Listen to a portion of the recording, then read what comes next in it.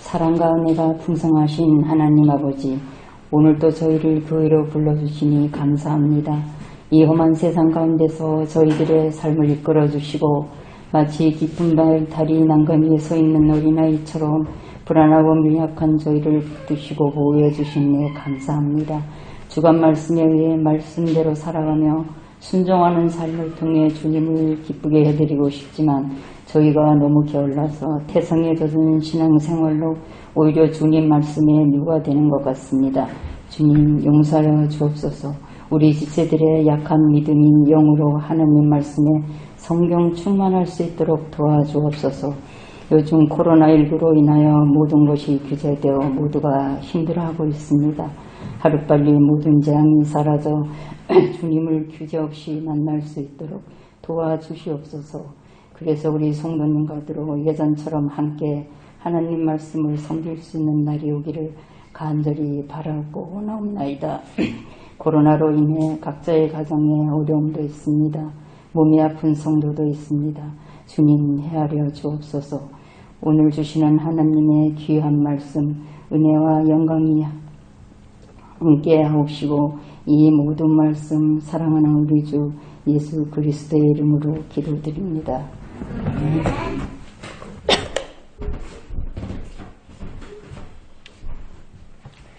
네, 우리 같이 말씀 봅시다. 오늘 우리 나눌 말씀은 열왕기하 15장입니다. 열왕기하 15장 8절로 38절까지의 말씀까지 보도록 합시다.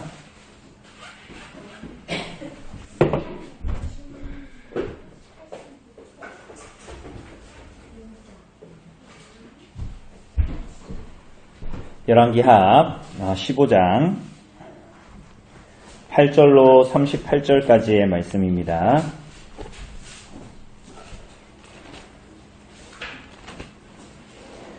예, 우리 한 절씩 우리 한번 교독해 보도록 합시다. 8절부터 마지막 38절까지입니다.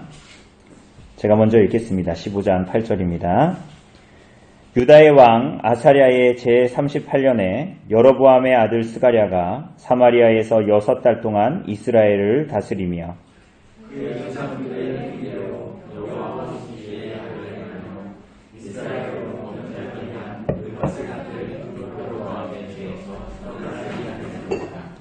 야베스의 아들 살룸이 그를 반역하여 백성들 앞에서 쳐 죽이고 대신하여 왕이 되니라.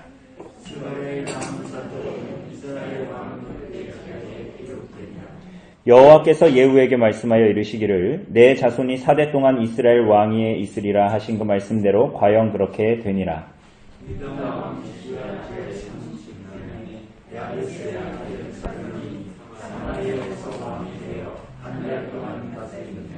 가디의 아들 무나헴이 디르사에서부터 사마리아로 올라가서 야베스의 아들 살룸을 거기에서 쳐 죽이고 대신하여 왕이 되니라.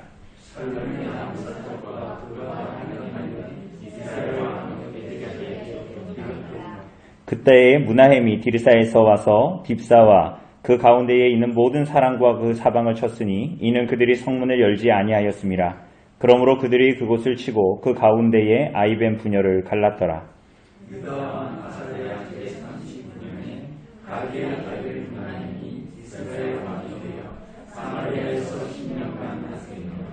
여호와 보시기에 악을 행하여 이스라엘로 범죄하게 한 느밧의 아들 여로보암의 죄에서 평생 떠나지 아니하였더라.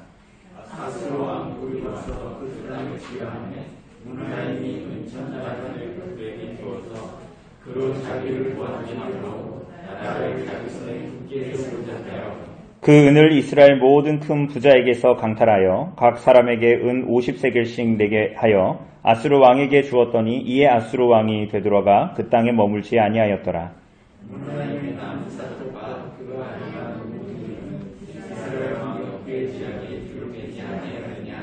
무나헴이 그의 조상들과 함께 자고 그의 아들 부가히야가 대신하여 왕이 되니라.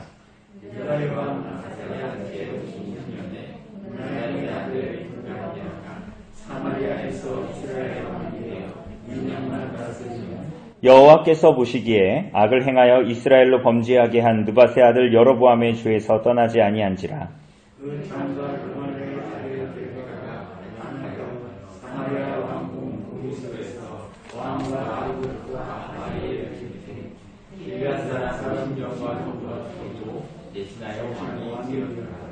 부가히아의 남은 사적과 그가 행한 모든 일은 이스라엘 왕 역대 지략에 기록되니라.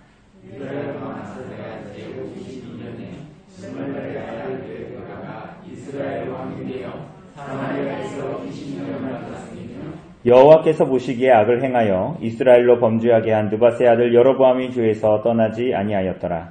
이스라엘 왕 베갈 때에 아수르 왕 블르닷 와서 유와 아들 마아가와 야마와 게데스와 하솔과 길랏과 갈릴리와 나팔리 온 땅을 점령하고 그 백성을 사로잡아 아수르로 옮겼더라. 우시아의 아들 요담 제20년에 엘라의 아들 호세아가 반역하여 르말랴의 아들 베가를 쳐서 죽이고 대신하여 왕이 되니라.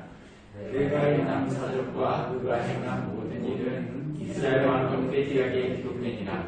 이스라엘의 왕 르말랴의 아들 베가 제2년에 유다 왕 우시아의 아들 요담이 왕이 되니. 나이가 25세라. 예루살렘에서 16년간 다스리니라. 그의 어머니의 이름은 여로사라. 사독의 딸이더라. 요담이 그의 아버지 우시아의 모든 행위대로 여호와께서 보시기에 정직히 행하였으나 오직 산당을 제거하지 아니하였으므로 백성이 여전히 그 산당에서 제사를 드리며 분향하였더라. 요담이 여호와의 성전의 윗문을 건축하니라. 요담의 남은 사적과 그가 행한 모든 일은 유다 왕 역대 지략에 기록되지 아니하였느냐. 그때 여호와께서 어디로서 아람 왕 르신과 르말랴의 아들 베가를 보내어 유다를 치게 하였더라. 같이 읽겠습니다. 요담이 그의 조상들과 함께 잠에 그의 조상 다윗성의 조상들과 함께 장사되고 그 아들 아하스가 대신하여 왕이 되니라. 아멘. 네, 오늘 우리 복날이라서 다 힘드셔서 많이 안 오신 것 같은데. 네. 하여튼 우리 제 목소리가 이상하게 들리지 않죠? 괜찮죠? 예, 제가 여기 막아놔가지고 약간 은행 창구 같겠지만 하여튼 뭐 마이크로 목소리가 다 나가니까 하시고 더우면 에어컨 트시고 그렇게 하시면 됩니다. 여러분 오늘 본문이 좀 어렵습니다. 왜냐하면 우선 지금 오늘 우리가 북이스라엘 왕, 그러니까 이제 곧 북이스라엘이 멸망을 하는데 그때의 왕 호세아 빼고 이전에 5명의 왕들을 우리가 전부 다 이제 짧게 막 보게 되죠. 오늘 본문에서 읽었듯이. 그리고 15장에서 마지막에 남유다 왕 아사랴의 아들 요담, 남유다 왕 요담. 그러니까 북이스라엘 왕 5명이 나오고 유다 왕 1명이 이제 나타납니다. 근데 오늘 본문이 왜 어렵냐면 제가 오늘 여러분한테 오늘 나오는 아수르 왕의 그런 이제 타임테이블이니까 통치 시기 뭐 그렇게 그래프로 되어져 있는 것들이 있는데 이게 뭐 몇 년이 왕이 됐다, 몇 년을 다스렸다 이런 거 나오잖아요. 근데 이대로만 쭉 하면 우리가 사실 이거 열왕기 처음 볼 때도 했는데 말이 안 맞습니다. 왜냐하면 막 통치 기간을 막 그렇게 하면 북이스라엘이 막 이 멸망한 722년, 723년이 됐는데도 막 왕의 통치가 계속 가야 되고 막 그렇거든요. 근데 그게 왜 그러냐면 우리가 지난주에 봤던 이 아사랴, 우시아 왕과 요담, 아사랴 왕과 요담 사이가에 같이 공동 통치하는 기간, 뭐 그런 것들이 같이 섞여 있고 오늘 북이스라엘은 더 재밌습니다. 막 아마도 추측하기는 북이스라엘 땅을 2명이 나누어서 점령했던 시기도 막 포함하고 막 그런 것들이 있어요. 그래서 조금 어렵고 또 어떤 면으로 보면 번역상에 약간의 어려움이 있습니다. 설왕설래가 좀 많습니다. 별거 아닌 본문 같은데 오늘 이 본문에는 굉장히 설왕설래가 많은 얘기들도 많고 그리고 마지막에 이 남유다 왕 요담에 대한 이야기도 번역상으로 보면 조금 이제 우리가 조금 난감하게 받아들이는 그런 본문이 좀 이제 있는 걸 보게 됩니다. 어쨌거나 조금 요런 식의 어려움이 조금 있으니까 어쨌거나 유념을 하시고 잘 이렇게 보시기를 바랍니다. 여러분 우리가 지난주에 북이스라엘 왕 여로보암 2세죠. 2세하고 그리고 남유다 왕 아사랴 시대를 봤습니다. 근데 그 특징이 뭐였는지 혹시 기억나세요? 그 사람들이 잘 살았어요? 못 살았어요? 네, 번영과 풍요를 누리면서 살았습니다. 오늘 우리들이 사는 시대처럼. 그런데 그것은 사실은 하나님의 백성들의 입장에서 보면 굉장히 이상한 일이었습니다. 율법에 의해서 봐도 굉장한 이상한 일이었습니다. 왜냐하면 그들이 하나님의 백성인데 말씀에 순종하지 않았음에도 불구하고 신명기에 나타나는 언약의 복과 저주가 그들에게 틀림없이 있는데 그것과 상반되는 일들이 이제 벌어지는 거예요. 그래서 이 사람들은 그냥 보면서 이렇게 생각했다 그랬잖아요. 다른 나라, 우리나라로 얘기하면 미국이나 일본이나 중국이 정치력이 약화가 됐거나 군사력이 좀 약화가 됐거나 그래서 조금 이제 혹은 우리가 조금 잘나졌거나 우리가 좀 세졌거나 그래서 우리나라가 지금 여전히 부강함을 누릴 수 있다. 좀 특별하게 여로보암 2세 때와 아사랴 왕 때 이런 풍요함을 누릴 수 있다라고 여겼다 그랬잖아요. 이 사람들은. 그러니까 하나님의 어떠함으로 보지 않았던 거예요. 어떤 면으로 보면 그들에게 오는 풍요와 번영은 그들에게는 사실은 경고였음에도 불구하고 그것을 이상히 여겨 하나님을 바라보아야 했음에도 불구하고 이 사람들은 그렇게 하지 않았던 것입니다. 그러니까 하나님의 경고였죠. 이런 면들을 보면 이런 면들은 선지서에도 특별히 많이 나타나는데 그 중에 하나 이제 아모스서를 보면 아모스서 4장에서는 이렇게 말씀하십니다. 여로보암 2세 때나 아사랴 때에는 번성과 풍요함 그들에게 있어서는 안 되는 것으로 그렇게 경고하셨지만 대부분은 아모스서에서 말하는 대로 경고하십니다. 언약의 저주에 관한 것이죠. 그래서 이렇게 말씀하십니다. 아모스서 4장 6절 이하를 보면 내가 양식이 떨어지게 하고 비가 오지 못하게 하여 추수를 못하게 하고 가뭄이 들게 하고 병충해가 들어서 곡식과 과실이 다 떨어지게 하고 그리고 전염병을 보내서 마치 출애굽 당시에 이스라엘 백성들이 10가지 재앙을 맞이해야 했던 것처럼 전염병을 보내서 그들이 그러한 일들을 당하게 하고 그리고 전쟁이 나서 청년들이 죽고 재산은 축나고 그래서 성읍을 소돔과 고모라 같이 불법과 부도덕이 성행하게 만들고 불 가운데 빼낸 나무주걱처럼 너희를 만들었는데 너희가 돌이키지 않았다 이렇게 말씀하십니다. 그리고 나서 뭐라고 말씀하시냐면 아모스서 4장 12절을 보면 뭐라고 말씀하시냐면 그러므로 이스라엘아 내가 이와 같이 내게 행하리라 내가 이것을 내게 행하리니 이스라엘아 네 하나님 만나기를 준비하라 이렇게 말씀하십니다. 그러니까 이 하나님 만나기를 준비하라는 것은 하나님의 그들을 향한 징계와 심판이 주어질 것이다 라는 거예요. 하나님께서 그들에게 끊임없이 그들을 돌이키라고 하셨는데 그들이 끊임없이 돌이키지 않으니 내가 너희를 향하는 심판과 징계를 준비하라 라고 말씀하십니다. 그러니까 하나님의 경고가 있었던 거예요? 없었던 거예요? 여러분 어느 한 시대도 하나님의 경고가 없었던 시대는 없었던 거예요. 그런데 문제는 뭐였습니까? 하나님의 경고가 하나같이 무시되고 있었던 거예요. 여러분 이것은 굉장히 무서운 일입니다. 왜냐하면 우리가 오늘 본문을 보면서 이 사람들은 왜 이걸 깨닫지 못할까를 우리가 궁리하지만 오늘날 우리들이 사는 시대에 우리들은 하나님의 경고로 받아들이지 않을 때가 너무나 많아요. 그러니까 우리는 성경을 보면서 이건 하나님의 경고인데 라고 보지만 오늘 우리들이 살아가면서는 우리가 당하는 모든 일들에는 우리는 다 어쩌다가 보니까 그렇게 됐고 인간만사 세웅심하니까 그렇게 됐고 이것은 경제적으로 무엇이 어떻게 돼가지고 남극에 얼음이 얼어서 어떻게 됐고 라고 우리는 다 그런 식으로 받아들이는 거예요. 근데 여러분 모든 역사에는 모든 시대마다 사람들은 그렇게 반응했거든요. 오늘 우리가 똑똑해서 그렇게 반응하는 게 아니라 모든 사람들은 다 그렇게 반응했어요. 그때에도 지혜자들이 있었고 그때에도 지식인들이 있었거든요. 다만 그들이 모두 다 불경건과 불신앙으로 하나님 앞에 반응했을 뿐이었습니다. 오늘 우리는 하나님의 경고에 대해서 어떻게 반응하고 있습니까? 북이스라엘 사람들의 하나 같은 하나님의 백성들, 남유다 북이스라엘 할 거 없이 하나 같은 반응은 하나님과 하나님의 말씀의 권위를 무시하는 것이었습니다. 그러니까 하나님의 말씀을 붙들고 있어도 제가 이따가 얘기하겠지만 어떤 측 교단에 있는 큰 교회의 어떤 목사님의 청년부를 담당하는 분이 어떤 책을 내셨어요. 그분 책 잘 나가요. 막 책을 보면 원어를 풀이해가지고 막 성경의 뜻이 이거다 막 추적해 가거든요. 근데 그분이 뭐라고 얘기하냐면 방송 같은 거 나와서 이렇게 책을 이렇게 리뷰하면서 이렇게 영상을 찍는데 뭐라고 얘기하냐면 이런 화면에 딱 나와서 얘기하는 거예요. 뭐라고 얘기하냐면 동성애가 죄가 아니라는 거예요. 성경은 동성애를 죄라고 말한 적이 없다는 거예요. 그것은 성경 해석을 잘못한 사람들의 몫일 뿐이고 성경은 사실은 동성애를 죄라고 여기지 않고 심지어는 뭐라고 얘기하냐면 동성애와 같은 죄는 시대마다 다른 죄다.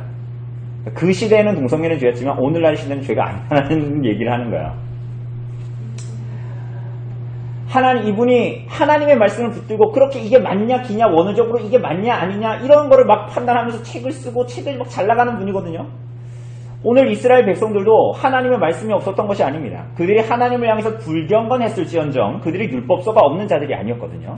그런데 이 사람들은 그 하나님의 말씀을 붙들고 가면서도 끊임없이 하나님의 말씀과 하나님의 권위를 부정하는 것입니다.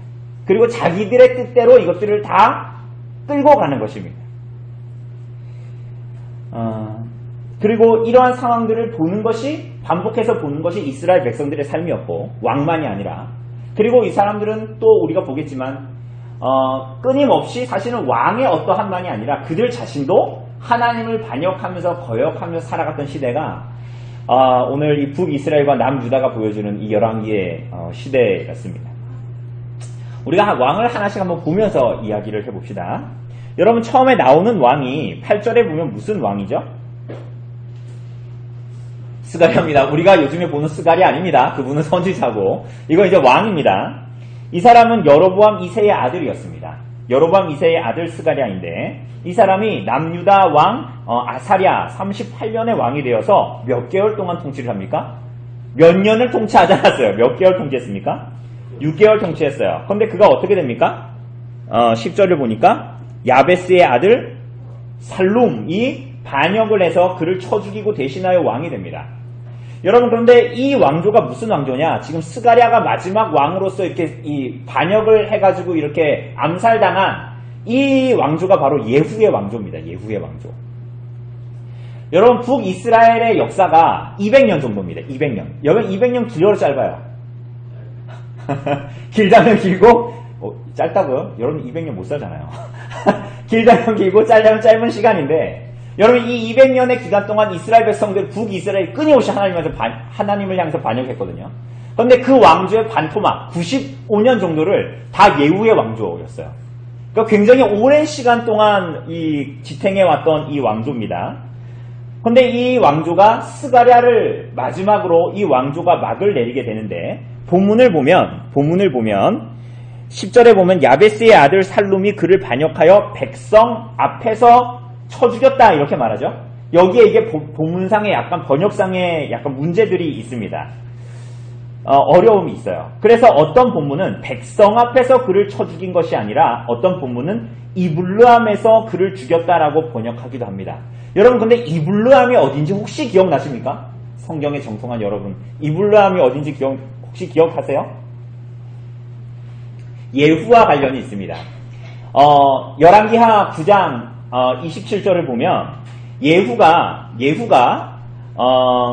그 북이스라엘 왕 요람을 죽이고 남유다 왕 아하시야까지 죽이게 됩니다. 그런데 그 아하시야를 죽이는데 쫓아가서 어디까지 쫓아가냐면 이블르함 가까운 구릉 비탈에서 친히 그가 무기토까지 도망하여 거기서 죽었다라고 기록합니다. 그러니까 이건 무슨 얘기입니까? 이 이블르함은 예후의 왕조가 시작된 그래서 남유다 왕을 죽여버린 그곳이 바로 이블르함인데 지금 이 예후의 왕조가 마지막 왕인 스가랴가 예후의 왕조를 마치면서 그가 여기서 죽게 되는 곳이 어디예요? 이블르함입니다. 이블르함. 그러니까 그렇게 보면 이 일들은 어쩌다가 벌어진 일들이라기보다는 이 일들은 틀림없이 하나님께서 이 모든 북이스라엘의 역사 남유다의 역사를 틀림없이 이끄시고 인도하시는 분이다. 우리가 이제 앞으로도 계속 볼 겁니다. 하나님께서 그냥 역사가 어쩌다가 흘러가는 것이 아니라 분명한 하나님의 손이 그 가운데 있다라는 것입니다. 그래서 12절을 보면 이렇게 말합니다. 여호와께서 예후에게 말씀하여 이르시기를 왜냐하면 예후의 왕조가 이제 마치니까요. 뭐라고 했냐면 내 자손이 4대 동안 이스라엘 왕이 있으리라 하신 그 말씀대로 되었다. 그러니까 하나님이 예후가 그렇게 마칠 것임을 내다보았다. 이렇게 불순종하여서 스가랴로 마칠 것임을 내다보았다라기보다는 그의 왕조를 통해서 하나님께서 북이스라엘에 대해서 처음에 예후를 부르신 거, 엘리야와 엘리사를 통해서 부르신 것도 마찬가지였잖아요. 하나님께서 결국은 이스라엘 백성들에게 경고하시고 그들을 돌이키게 하시기 위해서 하나님께서 예후의 왕조를 부르셨는데 기회를 주셨다. 하나님의 뜻 가운데 그들에게 기회를 주신 것이다 라는 것들을 그의 왕조의 마지막까지도 이렇게 나타내셨던 것이죠. 그런데 우리가 예후도 보았다시피 하나님의 경고로 알아먹지를 못했습니다. 그런데 그거를 그 시대에 알아먹은 사람이 있었어요. 그게 누구였습니까? 예후하면 항상 중요하게 아주 짧게 나오지만 굉장히 중요한 사람. 예레미야서에도 나오는 사람. 그 사람 누굽니까? 레갑의 아들 여호나답입니다. 하나님이 그들에게 수많은 경고, 여호나답 누군지 아시죠? 그죠? 여호나답이 나중에 그 후손들한테 그러잖아요. 너희는 집도 사지 말고, 집도 짓지 말고, 밭도 갖지 말고, 포도원은 가꾸지 말고, 너네가 이곳에서 떠나서 살아라 그랬잖아요. 그런데 그가 왜 그러냐면, 예후를 향한 하나님의 경고를 받기 때문이에요. 그런데 하나님께서 예후를 통해서 그들을 새롭게 하시고 회복하실 거라는 생각을 했는데, 예후가 하는 일을 보니까 북이스라엘의 이전의 왕하고 똑같은 일들을 하거든요. 그래서 여호나답은 그곳에서 피하는 거예요. 하나님의 분명한 경고를 받았던 사람이죠. 하나님께서 그들에게 수없는 경고와 기회를 지금 주셨어요. 이 무려 200년 동안 이미 예후의 왕조에도 주셨음에도 불구하고 그들은 끊임없이 하나님을 배반합니다. 물론 하나님께서는 예레미야나 에스겔 같은 선지자를 통하여서 이 심판과 징계를 통해서도 결국은 그들을 죽이는 것이 아니라 새롭게 하시고 회복하게 하실 거라는 것을 알고 있었지만 그럼에도 불구하고 이들에게 심판과 징계가 불가피하다라는 것을 선지자들은 계속적으로 말했습니다.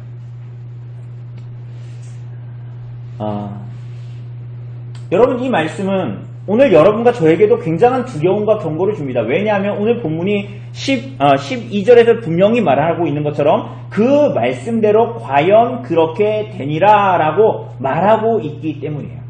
왜냐하면 하나님의 뜻, 하나님의 말씀, 하나님의 거룩하신 눈을 피할 것은 아무것도 없기 때문에 하나님의 말씀이 분명하게 이루어질 것, 약속이 이루어질 것이라고 말하고 있기 때문이죠.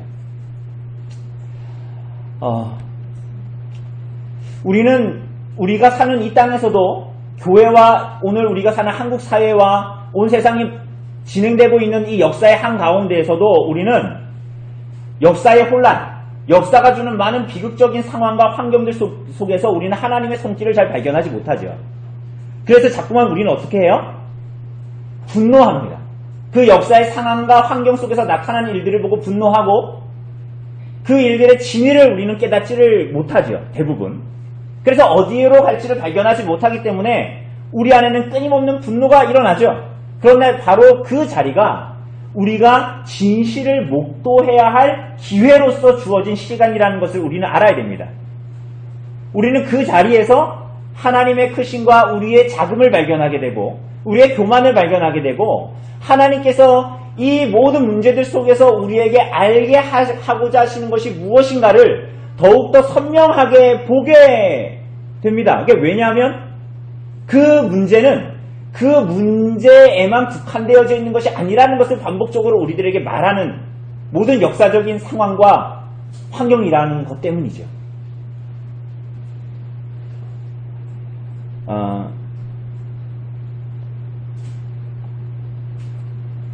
그런 면에서 하나님의 백성들의 삶은 굉장히 심플해야 되고 그런 면에서 보자면 우리들의 삶의 모든 일들은 하나님 앞에 우리들을 비추어 보아 해석해야 되는 일들이 대부분입니다. 여러분, 스가랴를 암살한 사람이 야베스의 아들 살룸이라고 했습니다. 그죠? 이 사람은 아사랴 39년, 남유다 왕 아사랴 39년에 왕이 되어서 얼마나 통치합니까? 얼마나 통치해요?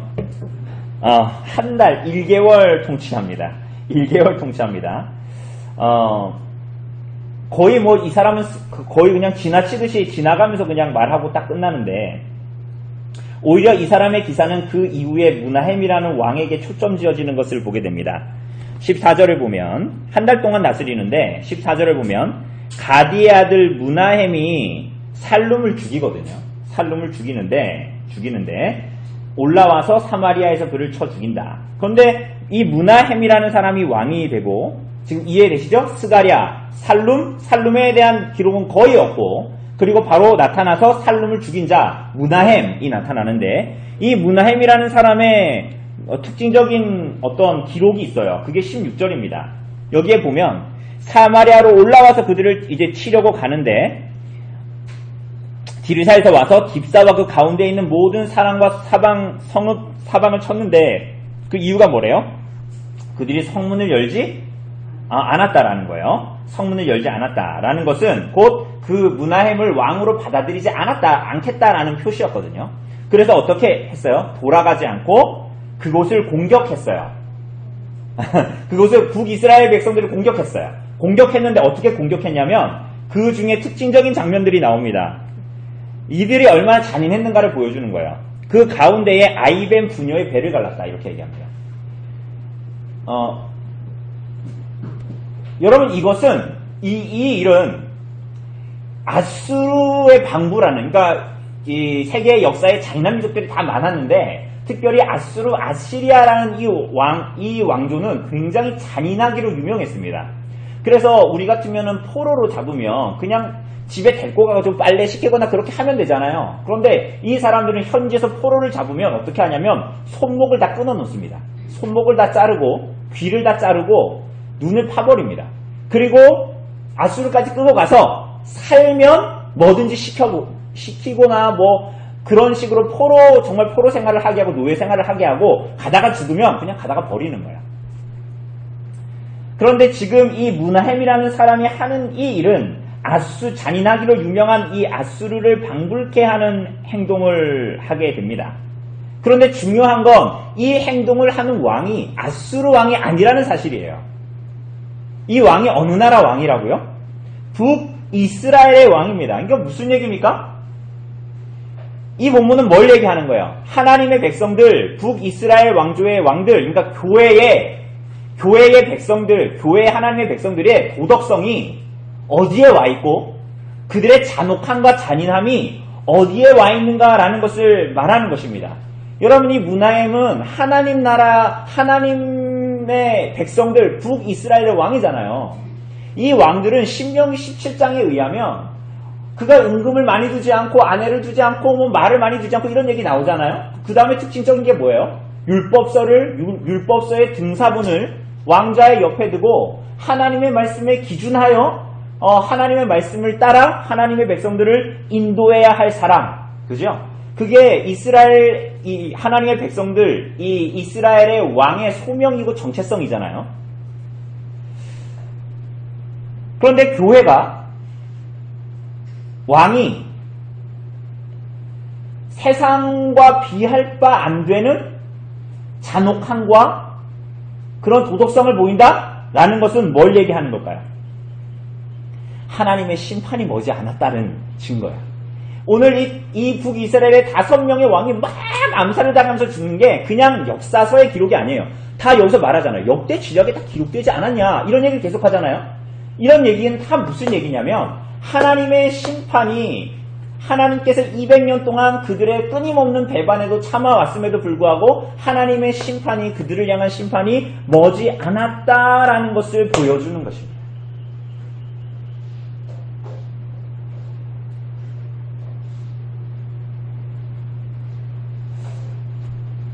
여러분, 이 무나햄이 아사랴 39년에 왕이 되어서 10년간 통치를 합니다. 그런데 19절을 보면 19절을 보면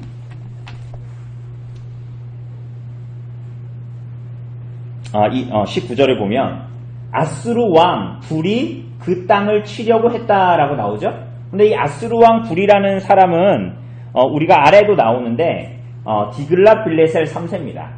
그러니까 아수르 왕 동일 인물이에요. 불이나 디글랏빌레셀 3세나 동일 인물입니다. 그런데 이 사람이 와서 이스라엘을 침공하게 됩니다. 침공하게 돼서 그 땅을 치려 함에 무나햄이 어떻게 합니까?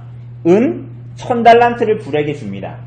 은 1000달란트가 얼마냐면 은 170톤. 그러니까 우리가 가늠은, 그러니까 얼마인지 모르지만 대충 생각이 들죠? 여러분 지금도 170톤은 무거운 거잖아요. 은이 170톤인 거예요. 이 시대에도 기하학적인 숫자였을 거예요. 그런데 그에게 주어서 물러가게 하는데 이 돈을 어떻게 마련해요? 이스라엘의 모든 부자에게 강탈합니다. 은 50세겔씩. 이 일에 뭐라고 기록하고 있냐면 불에게 그것을 주어서 19절의 중간에 보면 그로 자기를 도와주게 함으로 나라를 자기 손에 굳게 세우고자 하여라고 얘기합니다. 이런 얘기입니다. 무나헤미 왕이 됐는데 아수르가 쳐들어왔습니다. 어떤 사람들은 이 본문이 좀 어렵다 그랬잖아요. 어떤 사람들은 아수르를 일부러 무나헤미 불렀다라고 얘기하기도 해요. 아까 성읍에서 막 무나헤임을 안 받아들이려고 그랬잖아요. 아마도 무나헤임에 대해서 긍정적이지 않았던 것 같아요. 그 이유는 모르겠지만. 그런데 이 무나헤임은 어떤 사람들은 말하기를 이 무나헤임이 아수르를 일부러 불러들여서 그의 왕권을 유지하고자 오히려 아수르 왕의 도움을 받았다라고 말하기도 합니다. 그래서 돈을 주고 자신의 왕권을 보장받았다. 그러니 당연히 북이스라엘 사람들의 입장에 국민들의 정서는 친아수르일까요? 반아수르일까요? 당연히 반아수르겠죠. 아까도 얘기했잖아요. 부자들한테 은 50세기씩 뺏어가지고 다 줬다니까요. 그렇게 해서 무나헤임은 하나님 나라의 백성들의 왕권을 유지하기 시작합니다. 처음에는 조공을 줬고 그 다음에 우리가 차차로 보겠지만 포로로 잡아가고 영토를 빼앗기게 되고 나중에는 호세아 시대에는 아수르에 멸망당하게 됩니다. 무나헤임에 대한 기록이 그렇게 나오고 그 다음에 23절 이하를 보면 누가 나옵니까? 그의 무나헤임의 아들 부가히야가 나옵니다. 부가히야가 남유다 왕 아사랴 50년에 왕이 되어서 2년을 통치합니다. 그런데 장관 르말랴의 아들 베가가 반역해서 그를 죽입니다. 반역에 반역을 계속 거듭하는 거예요 지금. 그래서 25절에도 보면 르말랴의 아들 베가가 반역하여 사마리아 왕궁 호위소에서 왕과 아르곡과 아리에를 죽이되 이렇게 나오죠. 아르곡과 아리에가 뭔지 여러분 혹시 아십니까? 잘 모르겠죠. 그죠? 성경학자들도 잘 모르겠대요. 그래가지고 이거를 사람이다. 혹은 어떤 본문은 왕과 이 사람들을 죽였다라고 표현하기도 하고 어떤 신학자들은 아니다. 이 아르곡과 아리엘과 함께 왕을 죽였다라고 말하기도 하고 또 어떤 사람들은 이 아르곡과 아리엘은 사람 이름이 아니라 어떤 형상의 이름이다. 그래가지고 마치 뭐 예를 들면 어떤 돌, 석상, 사자와 독수리 형상 이 단어 자체가 독수리와 사자를 얘기하거든요. 독수리와 사자 형상이 있는 어떤 그곳에서 죽였다라고 말하기도 합니다. 그런데 어떤 번역을 할 때 이제 이 본문을 선택을 한 거죠. 어쨌거나 이러한 일들이 벌어져서 도모해서 부가히야를 죽였다라고 얘기합니다. 그런데 베가가 죽일 때 여기서 누구와 함께 죽였습니까? 길르앗 사람 50명과 더불어서 부가히야를 죽였다라고 나옵니다. 그죠? 그런데 여기서 재밌는 게 있는데 13절을 보면 유다왕 우시야 제39년에 야베스의 아들 살룸이 사마리아의 왕이 되었다가 무나헤임한테 죽잖아요. 그죠? 근데 여기서 야베스의 아들이라고 나오는데 이거 다르게 말하면 야베스 출신이라는 얘기거든요. 야베스 출신. 여러분들 야베스가 어디에 있습니까? 요단 동쪽에 있는 길르앗에 있는 지방이에요. 길르앗의 주요한 성읍이라고요. 이 야베스가. 그러니까 이게 무슨 말입니까? 어떻게 보면 막 복수를 하는 거예요. 그런데 이게 이해관계가 그렇게 없는데 막 복수가 되는 것처럼 마치 그냥 우리가 인간만사 세웅지마? 인과응보? 막 이런 것처럼 막 피가 피를 기대이고 서로 얽히고 설켜가지고 복작 다단하게 서로를 죽고 죽이는 상황 가운데 있는 거야. 이게 굉장히 저주스러운 상황입니다. 그러니까 이스라엘이 정치적으로도 그렇고 영적으로도 그렇고 전혀 시간이 갈수록 나아지거나 회복이 되는 단계가 아니라 점점 이 단계가 심해지고 하나님의 심판이 가까움을 얘기해주고 있는 그러면서도 누구의 잘잘못이라기보다는 하나님께서 악에 대해서 끊임없이 심판하시는 내용들을 반복해서 나타내고 있습니다. 여러분 그래서 무나헤임의 왕가도 멸망당합니다. 누구한테? 베가한테. 그리고 20년간 통치를 하는데 여러분 제가 나중에 표를 드리면 한번 보세요. 그 베가는 사실은 6년 자기가 혼자 북이스라엘을 통치한 건 6년에서 7년밖에 안 돼요. 그러니까 아마도 이 사람은 길르앗, 그러니까 요단 동쪽이죠. 거기서 무나헴의 왕조와 함께 다스렸던 것 같아요. 제 말이 이해되세요? 무나헴의 왕조도 있고 베가의 왕조도 있었는데 두 왕조가 요단을 두고 양쪽으로 나뉘어서 다스리고 있었던 것 같아요. 공동 통치는 아니지만 많은 사람들은 그렇게 추측을 합니다. 그러니 베가가 무나헴의 왕조를 무너뜨렸는데 무나헴이 아까 우리가 얘기했듯이 친아수르적인 성향을 가졌던 사람입니다. 그러면 그들의 왕조를 멸망시키고 그 자리를 차지한 베가는 어떤 사람일까요? 친아수르일까요? 반아수르일까요? 당연히 반아수르이겠죠. 그래서 이제 우리가 이제 남유다 왕 요담을 볼 텐데 이 베가가 아람 왕, 시리아 왕 르신하고 같이 손을 잡아서 아수르를 대항하는 연합전선을 펴니다. 그때 남유다 왕 요담에게 같이 동참하자라고 이야기를 합니다. 그런데 이에 대해서 거부하게 되고 이사야서 7장에도 나오는데 요담의 아들 아하스가 선지자의 요청에도 불구하고 아수르에게 우리를 도와달라 그래가지고 아람 왕과 북이스라엘을 대항하고 그리고 그게 도화선이 돼서 남유다도 굉장한 피해를 보게 되는 그러한 일들이 벌어지게 됩니다. 복잡하죠? 복잡합니다. 그러니까 이 짧은 절에 5왕들이 막 이 왕조를 막 얘기하는데 정말로 복잡다단하다라는 걸 말해주고 있어요. 이러한 이들의 역사는 뭘 얘기하는 거죠? 이게 왜 복잡다단한 역사를 왜 기록했을까요? 여러분, 전쟁, 이 짧은 몇 절에 나오는 전쟁, 내분, 정변, 혁명 이런 것들은 오늘날 우리가 뉴스에서도 많이 보게 되는 그리고 지금까지의 많은 역사에서도 우리가 반복해서 보게 되는 흔한 일들입니다. 그런데 흔하지 않은 요소가 이 안에는 있습니다. 그것이 무엇이죠? 하나님이 그들에게 그렇게 하셨다라는 거야. 하나님의 백성들에 대한 죄에 대한 하나님의 응답으로서 그들에게 주어지고 있다라는 것입니다. 그래서 우리가 아까 봤듯이 12절에도 그 말씀대로 과연 그렇게 되었다라고 얘기도 하기도 하고 그리고 우리가 이따가 보겠지만 37절에서도 그때의 여호와께서 비로소 유다를 치게 했다 이런 말씀도 나옵니다. 그러니까 이 모든 것들이 하나님의 응답으로서 하나님께서 그들에게 하셨다. 모든 정병과 전쟁과 반역과 이런 것들은 흔한 요소들이지만 하나님께서 이들에게 하셨다라는 것이 이 역사의 굉장히 특이한 요소다라는 것입니다. 그럼에도 불구하고 이 사람들은 하나님의 경고에 끊임없이 무시했죠. 하나님의 경고를 계속적으로 무시했고 심지어는 아수르가 쳐들어왔을 때는 조공을 바치면 된다라고 생각을 했던 거예요. 영구적인 해결책이 하나님께만 있음에도 불구하고 이들 앞에 있는 당장의 문제를 해결하고자 거기에 몰두했던 것입니다. 하나님 아닌 다른 것에서 계속적으로 해결책을 찾았던 거예요. 그러니 여러분 이들의 삶에 주어진 모든 문제는 다시 한번 말씀드리지만 친아수르냐 반아수르냐 하는 문제가 아니었습니다. 연합군을 짜서 아수르를 어떻게 대항할 것인가도 아니었습니다. 여러분 이들의 200년 동안의 왕조에 나타나는 무수한 왕들 8번이나 반역을 최소한 8번을 반역을 반복한 이 왕조들 북이스라엘의 왕조들의 왕을 소개할 때 끊임없이 반복했던 어구가 무엇입니까? 오늘 본문에도 나오죠. 그게 뭐예요?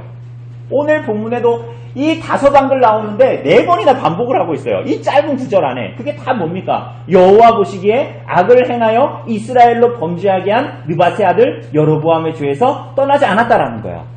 심지어는 오늘 본문의 8절에 나오는 스가랴는 그의 조상들의 행위대로 여로보암의 죄를 떠나지 않았고요. 무나헴은 평생을 그렇게 했다라고 말합니다. 안 나오는 왕이 한 명 있어요. 그게 누구예요? 두 번째 나오는 왕. 살룸이에요. 살룸. 1개월 다스리는 왕이 있잖아요. 그럼 이 사람은 하나님 앞에 경건하게 했을까요? 아니요. 이 사람이 1개월 하다가 암살당했다는 것 자체가 이미 그 왕조가 그가 했던 그가 어떻게 왕됨을 유지했는가를 그대로 보여주는 것입니다. 여러분, 이스라엘 백성들의 운명이 어디에 달려있고 무엇을 붙드는 데에 있다라고 본문은 말하고 있습니까? 우리가 반복해서 말하고 열왕기가 말하는 것처럼 하나님께로 돌아가는 것, 그리고 거기에 그들의 모든 것이 달려 있습니다. 그의 나라의 어떠함도 아니고 왕이 있다는 것에도 달려있지 않습니다. 여러분, 이 사람들은 사무엘서에서 우리가 처음 본 것처럼 열방과 같이 왕을 달라고 그랬던 사람들입니다. 이 사람들은 지금 왕도 있고 나라도 있어요. 그런데 이 사람들은 끊임없는 혼란스러운 가운데 있는 겁니다. 여러분, 오늘날 하나님 이런 국가적인 이스라엘은 없죠. 그죠? 저기 요르단 옆에 있는 시리아 옆에 있는 이스라엘 말고 하나님께서 시민법으로 다스리는 그 율법을 그렇게 받는 이스라엘 나라는 없죠. 교회는 어떻습니까? 교회는.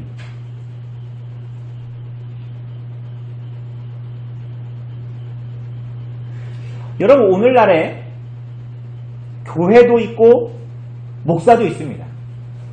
마치 이스라엘 나라에 하나님의 말씀대로 이스라엘 나라도 있고 사무엘의 말처럼 왕도 하나님께서 세워주셨습니다. 그런데 그들에게 혼란스러움이 있었죠? 오늘 우리들에겐 교회도 있고 목사도 있고 직분도 있고 심지어는 교단도 크죠? 많은 교단들이 있고. 그러면 하나님께서 우리들을 향한 경고는 없는 것일까요? 여러분, 이스라엘의 왕이 없어서 혼란스러웠던 것이 아니죠? 무엇이 문제였죠? 이 사람들이 열방처럼 왕이 있었음에도 불구하고 그들의 문제가 왕이 하나님의 말씀대로 순종하지 않고 청종하지 않았지요. 그죠? 그들이 그 시대에 주시는 무엇보다 큰 경고였습니다. 왕만이 아니었죠. 이스라엘 백성들도 그랬으니까요. 여러분, 오늘날 우리가 살고 있는 교회의 시대는 어떨까요?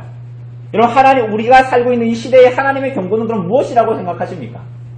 물론 하이델베르크가 말하는 것처럼 풍요일 수도 있고 가난일 수도 있고 건강함만이 아니라 질병일 수도 있죠. 그런데 무엇보다 너무나 확연한 경고는 무엇입니까? 교회가 하나님의 말씀의 권위를 무시하는 것입니다. 나 무시한 적 없는데요? 이스라엘 백성들도 무시한 적 없다니까요. 왕자 옆에다가 율법서를 놓고 있었다니까요. 이 사람들도. 성전이 있었다니까요. 금송아지를 놓을지언정 하나님의 이름을 불렀다니까요. 오늘날 시대에 하나님의 백성들을 향한 하나님의 너무나 분명한 경고는 뭘까요? 교회가 하나님의 말씀의 권위를 무시하는 것입니다. 제가 초두에 얘기한 것처럼 성경을 원어적으로 풀어서 해석을 하고 끊임없이 책을 내고 심지어는 교회를 섬기고 목회를 해요.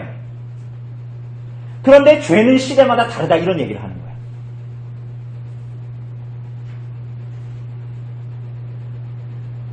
오늘 본문에 나타나는 왕들처럼 하나님의 말씀에 붙들린 자들이 아니라 그들의 불신과 불신앙으로 왕의 자리에서 봉사를 하고 직분의 자리에서 봉사를 하게 만든다면 여러분, 그보다 큰 경고가 무엇일까요? 여러분, 이것보다 큰 경고는 코로나19도 능가하는, 여러분, 이 분명한 하나님의 경고 앞에 우리는 어떻게 반응을 해야 할까요? 오늘날 우리가 TV만 틀어도 제가 목사와 교회를 폄하하자는 것이 아니라 그 가운데는 건전한 목사님들도 있지만 정말 말도 안 되는 얘기를 하는 분들도 있잖아요. 외국에도 있어요. 그런데 거기에 많은 사람들이 모여들어요. 그런 교회는 돈이 많아서 방송국에 돈을 주고 막 방송을 하죠. 여러분, 이것보다 하나님의 엄중한 경고가 어디에 있습니까? 그런데 우리는 그걸 경고로 받아들이지 않는 거예요. 그게 참 이상하죠? 차라리 코로나19를 하나님의 경고로 받아들일지언정 하나님과 하나님의 말씀에 대한 권위가 땅에 떨어지는 것은 하나님의 경고로 받아들이지 않는 무서운 시대를 사는 것입니다. 오늘 본문은 틀림없이 성경은 분명히 과연 하나님의 말씀대로 되었다. 예후의 왕조를 얘기하면서 분명히 말하고 있고 성경은 반복해서 그 얘기를 하고 있음에도 불구하고 이 시대의 사람들만이 아니라 오늘 교회의 시대를 사는 여러분과 저도 하나님의 경고를 경고로 받아들이고 있지 않은 것은 아닙니까? 그냥 내가 오늘 먹고 살고 내 직장만 안정하면 나는 하나님의 경고를 얼마든지 유예할 수 있는 자로 이 땅을 살아가는 것은 아닙니다.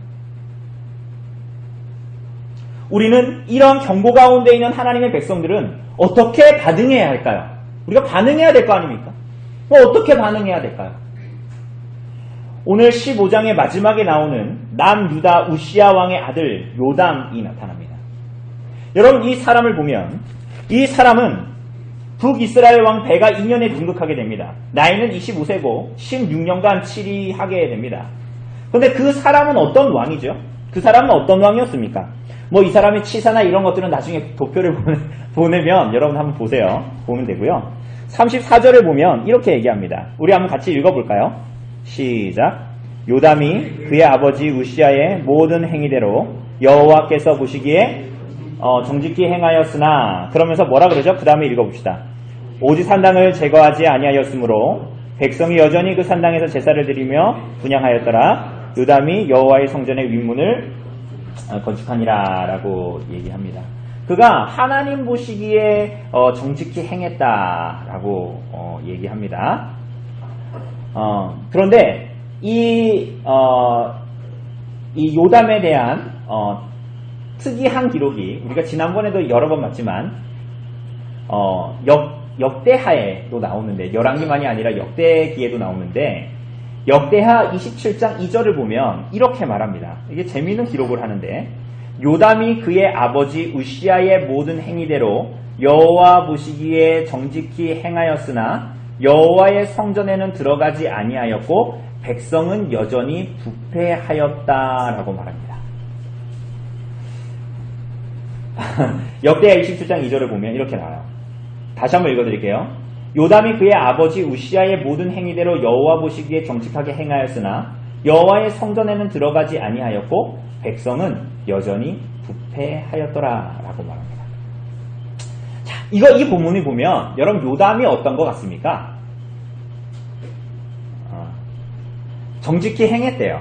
그런데 한글 번역을 보면 여호와의 성전은 들어가지 아니하였고 백성은 여전히 부패했다 이렇게 나오니까 한글 번역으로 보면 저같이 이렇게 보는 사람들은 이걸 뭐라고 생각하냐면 이 사람 왕인데 여호와의 성전에 들어갔대요? 안 들어갔대요? 안 들어갔으니까 왕의 일을 충실히 안 했네. 백성을 위해서 기도도 하고 막 그래야 될 텐데. 아니 그런데 백성은 그래서 백성은 여전히 부패했구나 라고 생각하겠지만 여러분 요담은 선한 왕이었습니다. 여러분 이 사람의 아버지가 누굽니까? 우시야였죠. 우시야는 우리가 지난주에 본 대로 교만하여 제사장이 드려야 하는 향단을 가지고 자기가 들어가려고 했다가 나병이 걸려서 그가 일생 동안 왕의 통치를 못했던 사람이지 않습니까? 그런데 이 말은 무슨 얘기냐면 그 아버지를 준 요담이 그래서 그 다음부터는 질려가지고 내가 성전에서 백성들 위해서 기도하지도 않았다 이런 얘기가 아니에요. 그가 아버지와 같은 일을 하지 않았다라는 것입니다. 그러니까 요담이 여호와의 성전에 들어가지 않았다라는 것은 그가 그 아버지 우시야를 보면서 그 아버지의 일을 통해서 하나님이 누구시고 하나님의 일이 무엇인가를 분명히 알게 되었다라는 거예요. 그래서 요담은 하나님의 백성들의 왕으로서 율법을 가지고 하나님의 백성들을 어떻게 다스려야 할지, 백성들이 어디로 가야 할지, 하나님께서 어디로 이 백성들을 인도하기를 원하시는지를 자기가 어느 위치에 있는지를 그 왕의 소명과 부르심을 잘 아는 자로 지금 나타나고 있는 것입니다.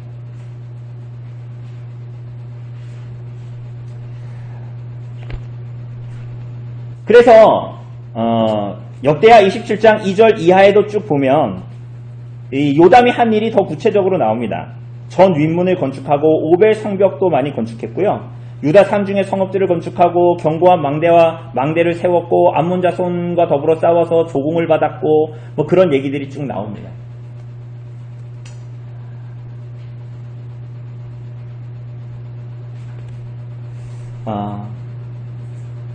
하나님의 백성들은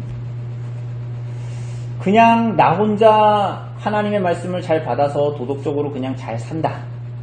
윤리적으로 잘 산다. 그런 식으로 끝나는 사람들이 아닙니다. 우리는 때로는 이렇게 생각해요. 그러니까 편하게. 이 시대는 어차피 어려우니까 지금 오늘 역대하 27장에도 보면 이스라엘 백성들은 부패했다면서요.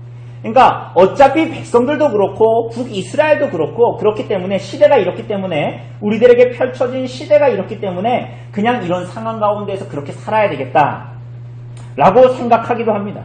내가 어떻게 한들 무슨 현실이 그렇게 타게 되겠냐, 무슨 현실이 극복되겠냐 라고 생각합니다. 그래서 대부분 나타났던 북이스라엘 왕들, 오늘 본문에 나타나는 5명의 왕들이 다 그런 왕들이에요. 그런데 오늘 이 북이스라엘의 호세아를 남겨둔 마지막 왕들에 대한 얘기들이 쭉 나오고 마지막 15장의 남유다왕 요담이 나오는 이 이야기는 오늘 우리들이 이 현실의 시대에서 이런 암과 같은 이 시대에 우리가 어떻게 살아가는 것이 하나님께 부름받은 자의 소명이고 부르심대로 살아가는 삶인가를 말해주고 보여주는 것입니다.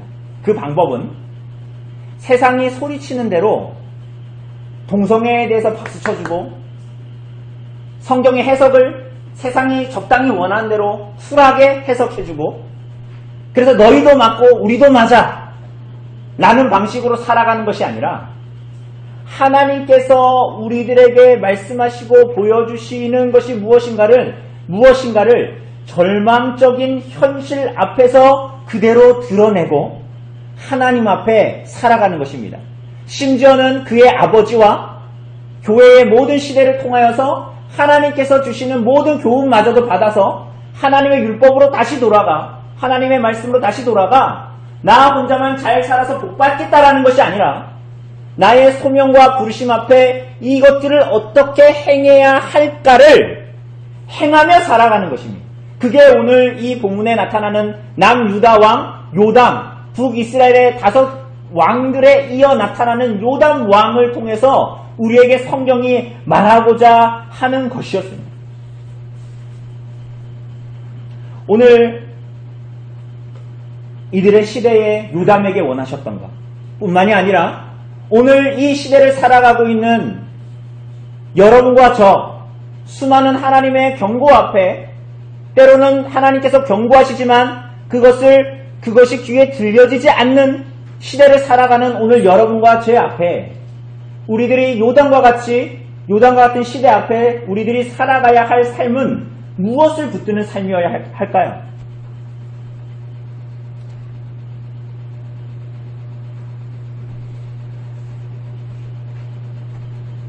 무엇보다도 하나님의 경고를 분명히 알아야 되겠죠. 우리들 안에 있는 하나님의 경고. 북이스라엘 왕들이 보여줬던 도덕성, 그들의 잔혹함은 오늘날 교회가 보여주는 도덕성, 윤리, 많은 목사와 그리스도인들 모든 성도들이 보여주는 그들의 도덕과 윤리, 언행, 그리고 더하여서 그들이 약자들과 가난한 자들에게 보이는 무관심과 잔인함. 제가 카톡으로 여러분 보내드렸잖아요. 저기 있죠.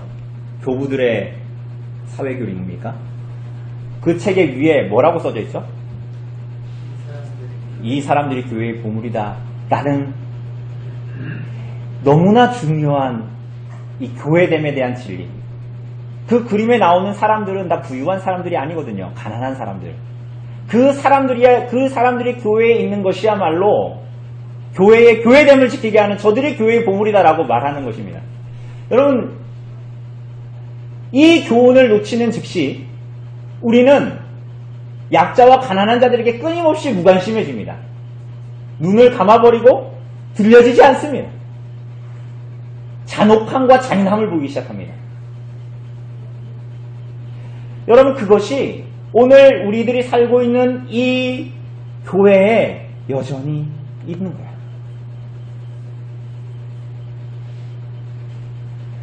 교회가 이런 모습을 보이니까 성도들은 어떻게 합니까? 교회를 피하려고 합니다. 교회를 피하면 어떤 일이 벌어져요? 더한 고통이 그들에게 다가오는 것을 우리는 보게 됩니다. 그건 답이 없는 거예요. 북이스라엘의 5 왕들처럼 누가 죽고 누가 죽이고 누가 보복을 하고 누가 원한을 사고 피가 피를 기대이는 악과 지가 해결이 안 되는 그런 비참한 고통 가운데에 비참 가운데 들어가는 것이죠. 하나님은 이 시대에 우리들에게 무엇을 원하실까요?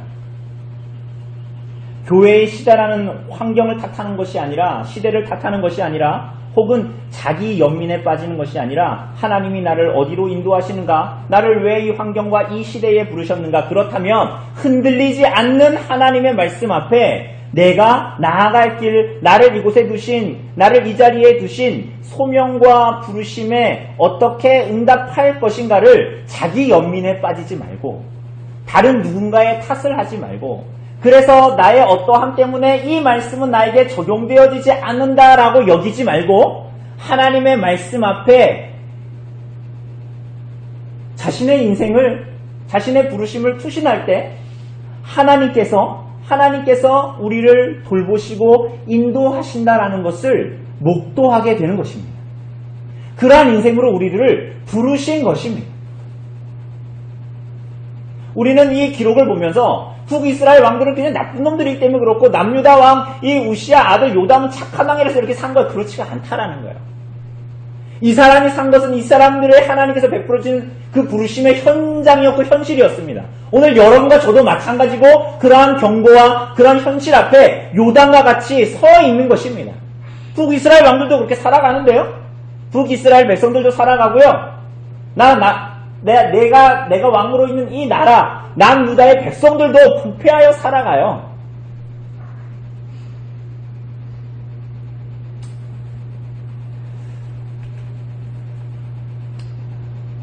35절이 말하는 것처럼 요담이 하나님 앞에 어쨌거나 순종하여서, 역대하에서도 말하는 것처럼 순종하여서 살아갑니다. 그런데 재미있게도 대부분 그래요. 악인들은 장수하는데 의인들은 장수를 못합니다. 여러분, 대부분 이 남유다의 왕들이 70세를 넘지 못합니다. 70세까지 산 사람은 다윗밖에 없어요. 대부분 그 아래서 다 죽습니다. 그런데 오늘 이 어두운 시대에 이 요담이라는 사람은 41세에 죽습니다. 재미있는 얘기입니다. 하나님께서는 이 어두운 시대에 남유다 부패하여 끊임없이 하나님을 배역하는 유다 백성들에게 선한 왕 요담을 더 이상 허락하지 않으십니다. 그것만저도 그들을 향한 경고였습니다.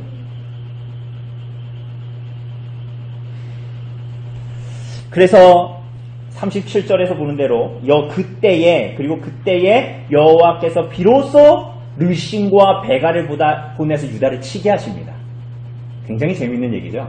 그때에야 하나님께서 아라방 르신과 베가를 보내서 유다를 치게 하셨습니다. 여러분, 왜 치겠다 그랬죠? 우리 아수를 같이 연합해서 치자. 근데 안 친다 그러니까 쳐들어온 거거든요.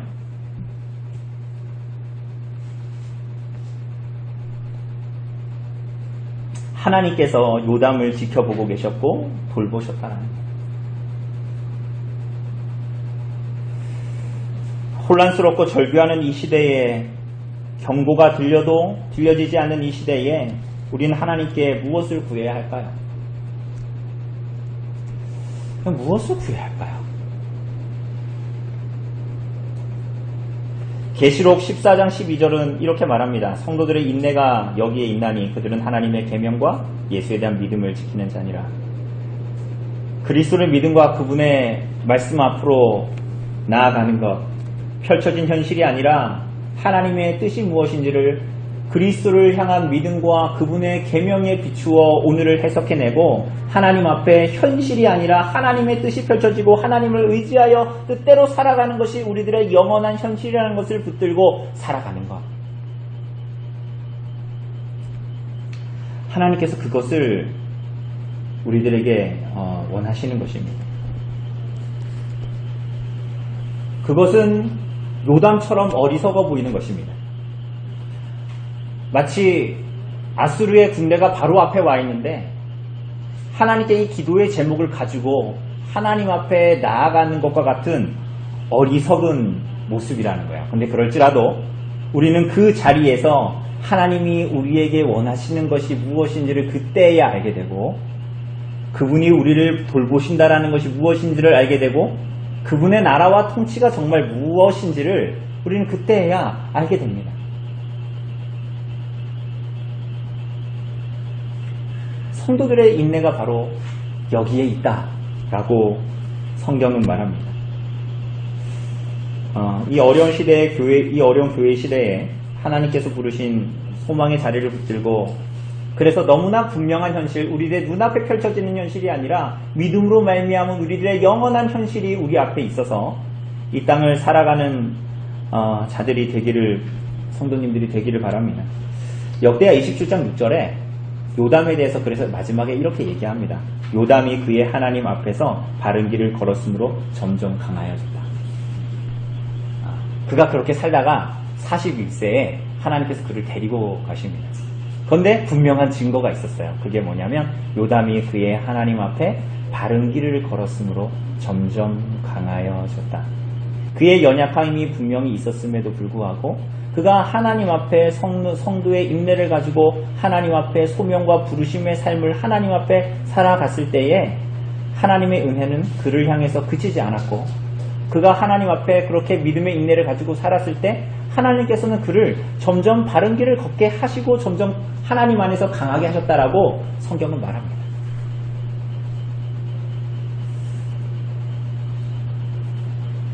절망스러운 시대를 우리가 살죠. 볼수록 절망스럽고 우리 교회만 괜찮으면 된다가 아니라 앞으로 나아가야 되는 시대, 때로는 거기에 많은 영향을 주고 있는 오늘날의 시대의 교회와 많은 성도들, 때로는 하나님의 경고가 틀림없이 울려 퍼짐에도 불구하고 그것을 보지 않고 귀를 막고 사는 듯한 오늘날의 현실은 굉장히 절망스럽습니다. 그래서 내가 이렇게 하나님 앞에 우리가 말씀으로 굳이 살아야 되는가 하는 의구심이 들 정도입니다. 나도 적당하게 그렇게 하면 안 되는가?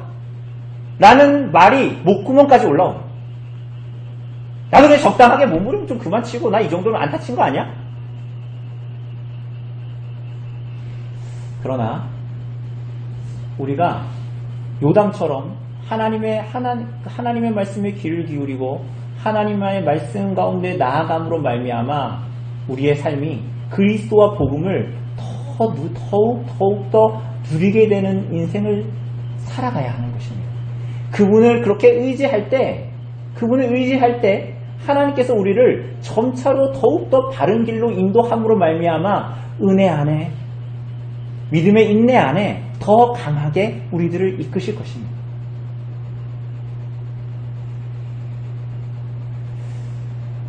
우리가 그것을 기억하고 하나님 앞에 주어진 소명과 부르심의 삶을 살아갈 수 있기를 바랍니다.